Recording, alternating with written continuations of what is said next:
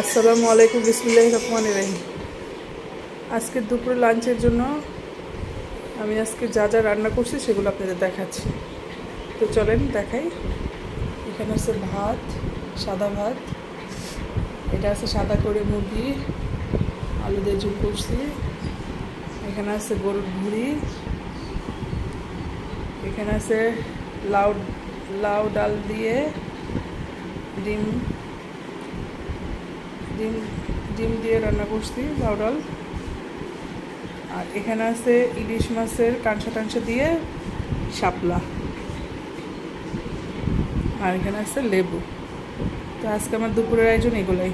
তো সবাই ভালো থাকেন, সুস্থ থাকেন। আসসালামু আলাইকুম, আল্লাহ হাফিজ।